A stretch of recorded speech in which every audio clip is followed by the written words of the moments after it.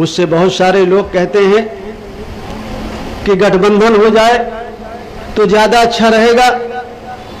जिन लोगों को सत्ता की बहुत जल्दी है, बड़े उतावले में मुझसे कहते हैं कि मंत्री जी गठबंधन कर लेते तो बहुत अच्छा होता। मैं पूछता हूं किससे कर लेना चाहिए? तो कुछ लोग कहते हैं थोड़ी हवा तो समाजवादी पार्टी की है, उससे हो जाता तो अच्छा रहता। कुछ लोग कहते हैं कि 4 साल हो गए लट खाए हुए, पीठ फिर से मजबूत हो गई है, गठबंधन कर लेते तो फिर लट खाते तो ज्यादा अच्छा होता।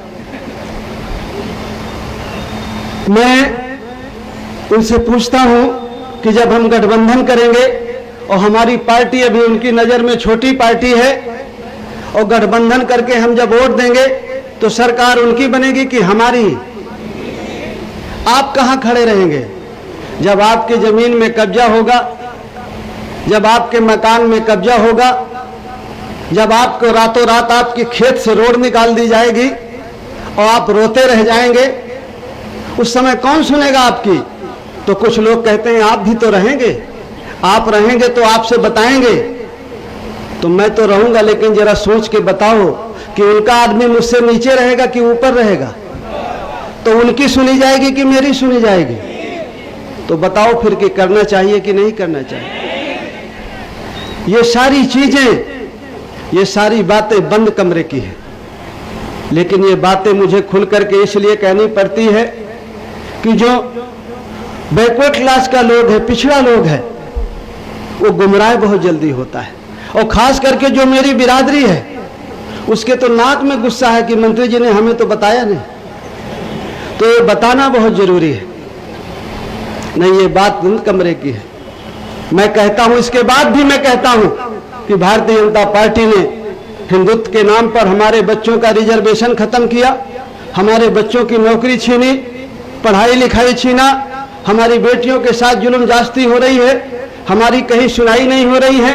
हम चाहते हैं कि भारतीय जनता पार्टी को हम सत्ता से हटाएं, कोई ऐसा आदमी हमारे साथ आए जिसको हम अपनी मदद दें और उसकी मदद हम लें। लेकिन वो कहते हैं कि वोट हमें चाहिए आपका।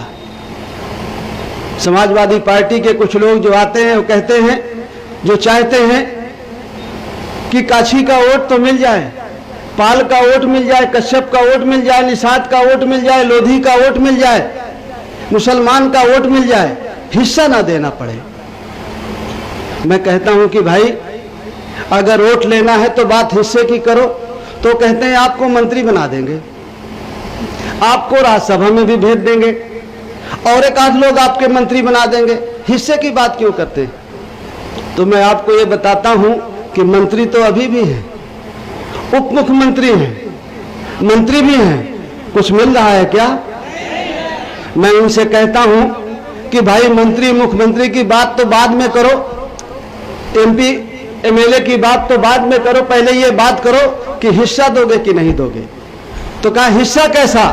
मैंने उनसे कहा कि भाई अगर 100 पुलिस वाले भर्ती हो तो तुम बड़े भाई हो तो 30 तुम्हारे हो जाए, 5 पाल भी हो जाए, 5 कश्यप भी हो जाए, मौर्य भी हो जाए, निषाद भी हो जाए, प्रजापति भी हो जाए। जो अति पिछड़ी जातियां हैं, जो वोट देकर के आपको सत्ता में भेजेगी, उनके लोग भी तो हो जाएं। अगर आपका थानेदार दिखाई पड़े तो मौर्य थानेदार भी दिखाई पड़े, पाल भी दिखाई पड़े, प्रजापति भी दिखाई पड़े, कश्यप भी दिखाई पड़े, तो वो नारा सही है कि जिसकी जितनी संख्या भारी उसकी उतनी हिस्सेदारी। अगर आप इसमें सहमत हो तो हम आपसे समझौता कर सकते हैं। कहते हैं इसकी बात छोड़ो, ये बात मत करो, मंत्री बन जाओ,